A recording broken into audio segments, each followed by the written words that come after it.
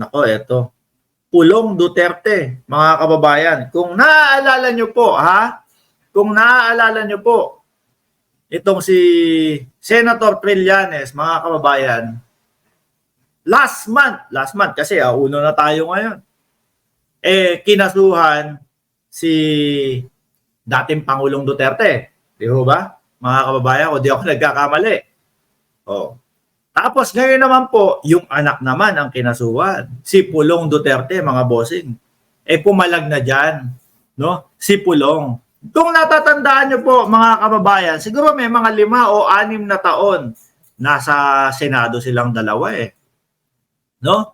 Nasa Senado silang dalawa, si Antonio Trillanes na ating dating senador at si Pulong Duterte, mga kababayan. Sabi, sige nga, ipakita mo kung hindi ka talaga miyembro ng triad, ipakita mo ang likod mo. Ganyan, mga bossing, di ba? Sabi natin, ako aaminin ko nakikisigaw pa ako. Naku, wag mo pakita yan. Kung ano-ano lang yung sinasabi niyan. Alam naman natin, wala Parang nanguuto lang yan si Trililing. Ganun pa ako dati, mga bossing. Pero hindi ho sa vlog. No? Hindi ho sa vlog. Dahil, kumbaga, hindi pa ako vlogger nun. Wala pa. Tapos, ngayon mga panahon na ito, mga kababayan, napapansin natin. Saglit lang, parang tumutugma yung mga sinabi ni dating Senador Trillanes sa mga nangyayari ngayon. Di ba? Roderick Austria, shout out sa iyo from Siberia. Parang tumutugma yung mga sinasabi. Kagaya na lang dyan sa West Philippine Sea, mga bossing. Kaya sabi ko, naku, mukhang may mali yata yung mga pinagsasabi ko dati. Dapat yata, simpleng ganun lang. Simpleng, talikod. Di ba? Tumalikod. Wala. Nakita mo, Trillanes, wala. Pahiya si Trillanes nun. Kung ipinakita ko, mga kababayan. Pero hanggang ngayon po, ang likod ni Congressman Pulong Duterte ay hindi pa din makikita. Baka sabihin itong mga mga mga OTAP supporters. Naku, si Mark Ramos bakla. Kasi gusto din makita yung likod ni Pulong. Di ba, mga kababayan? Ganyan yan Ganyan yung mga yan. Di ba? Ang atake.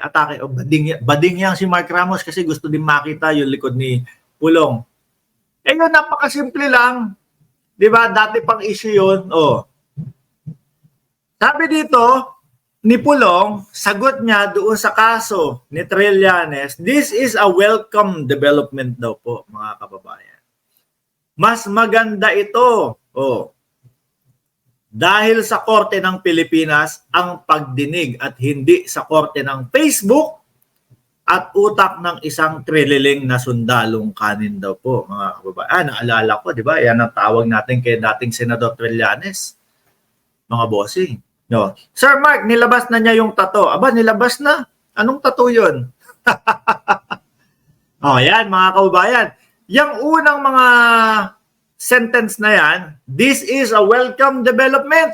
Mas maganda ito dahil sa Korte ng Pilipinas. Parang narinig ko na yan.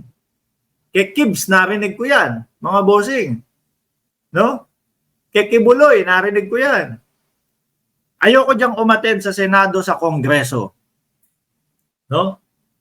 Sa batas ni Risa Ontiveros, ayoko umattend dyan. Di ba? Kasuhan nyo na ako. Ganun daw po, mga kababayan. Kasuhan nyo na ako.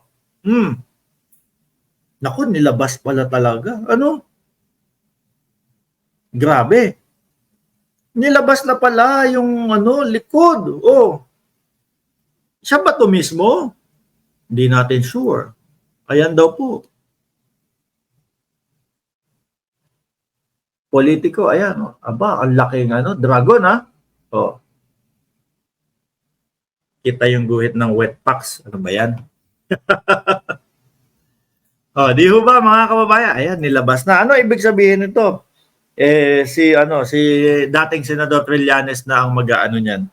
Mag-translate niyan. Ano po, mga kababayan? Asan ako dito?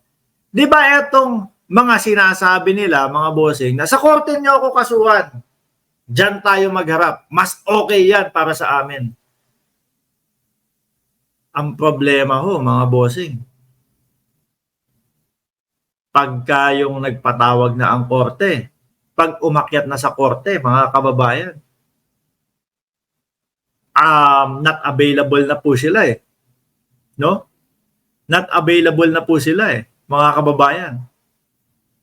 Kumbaga parang, sige, ganito, ganyan.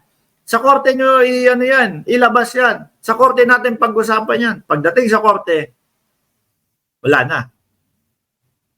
Hindi na mahagilap po. O, ha, di ba? Ituloy natin.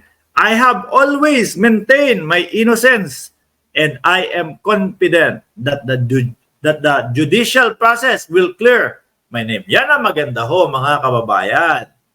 Di ba?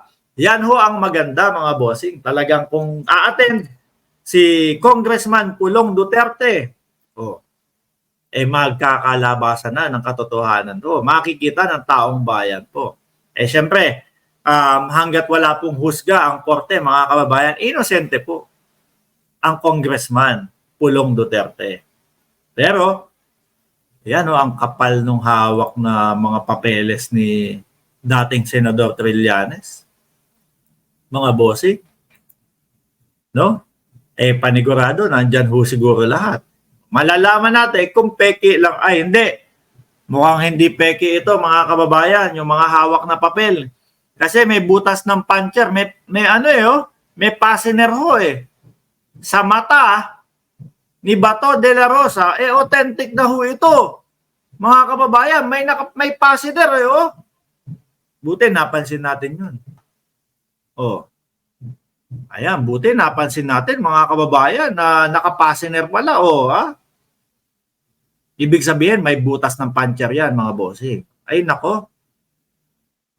Pag po, yung sinabi ni Bato de la Rosa about sa puncher, may butas ng puncher, authentic, mukhang mukhang mabigat ho itong ebidensya na ito. May butas ng puncher di ba? Kaya yung sinasabi ni Congressman Paulo Duterte, I have always maintained my innocence. Kailangan mapatunayan hong maigi ito. Di ba? Sabi ni Romeo Rafael Monte, mas maganda magsitago na lang sila para tahimik ang Pilipinas. Sana ba? It is important to rely on our legal institution rather than resorting to trial by publicity or baseless allegation. Sa dami niya, sa kapal niyang mga nakabutas ng puncher na yan, naku po, baka kahit ilan-ilan po may mahagip yan. Pag ang pinagtuunan natin ng pansin o pag ang kukuhanan natin, mga kababayan, ng authenticity, yung sinabi ni Bato de la Rosa, may butas ang puncher Mukhang makapal at madami ito, mga bossing. Mukhang madidiin ho ito. Kung lahat siya authentic. Malamang lahat siya may butas ng puncher. Di ba, Senator Bato? Siguro ho, mga kababayan, ang ating senador, si Bato de la Rosa, pag naiisip ho, mga bossing, pag naiisip po ng ating senador, Bato de la Rosa, kung ano yung pinagsasabi niya noong hearing na yon, siguro natatawa na lang, Kapag ka nare-realize niya, pinaglaban ko na authentic yung papel na yon dahil sa butas ng puncher. Ipinatawag ko kung sino-sino. May mabanggit lang na pangalan, patatawag ko na. Siguro natatawa ho si Senator Bato de la Rosa, sa kanyang sarili ho. Sabi ng ating kaibigan na si Paulo Saison, magpapalit na ako ng pangalan dahil pangalan ng smuggler ng bigas at S pala ang pangalan ko. Ayan ay kailangan hong talagang patunayan, matinding patunayan ni Congressman Pulong Duterte na siya ay hindi hindi nagtutulak, mga kababayan. Hindi nag-smuggle ng bigas, etc., etc. po. Yan naman ay mangyayari sa korte, mga bossing. Okay? Sabi ni Magnate, Magnate ba yan o Magnate? Si Bato, puncher. Harry, pulboron yung app. Si Morales, inventor lahat. Oy, iboboto nyo ba si Morales? Pag tumakbo? Ang bilis mawala ng popularidad ni Morales. Ano po? Kung sino-sino ng mga vlogger, yung mga sumakay. May mga pa-dinner pa, may mga pa-lunch pa. For the views. Makipag-lunch tayo sa bahay ni Morales. Kung sino-sino na. Wala. Tapos ngayon, hindi na sikat. Paano na yung pagkakasenador niya, mga kababayan? Mukhang wala na ho iyon. Mukhang matutunaw na. Siguro kalimutan na lang ni Morales, mga bossing.